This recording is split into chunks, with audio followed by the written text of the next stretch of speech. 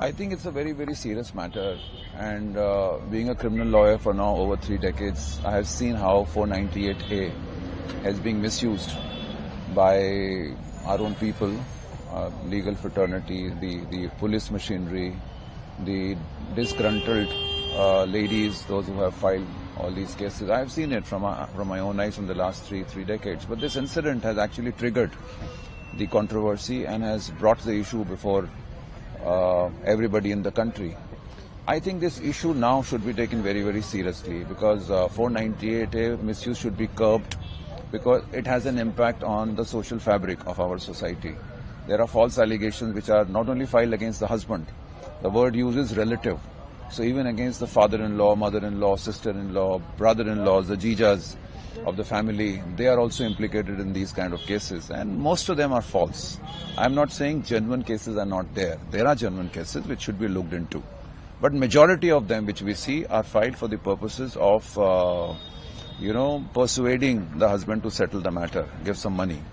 Every day in Delhi High Court, in majority of the single judges, at 2 o'clock, 2:30, we have cases which are settled among husband and wife. Every day. So there are hundreds of them.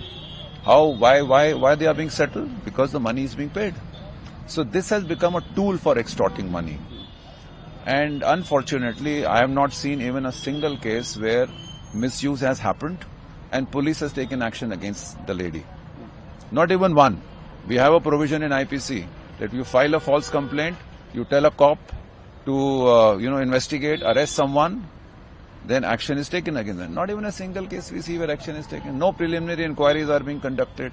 Police officials become part of this entire system. They facilitate settlement, take the complaints, matter is settled, money is paid, and then cases are closed. So I think we need to take very, very serious steps. One suggestion I have is that make 498 available, number one. Number two, make it gender neutral.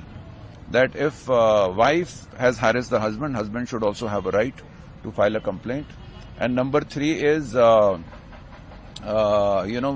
mediation. Mediation should happen in all the cases. That means before you register a case, you make both the parties sit down. It should become mandatory. That don't register the case just like that. And many cases in Delhi, of course, they are not registered. Outside Delhi, go to UP, within a jiffy, within a short period of time, case is registered, husband is arrested. So this should be done. And accountability. File a false case. If it is false, then take action against them.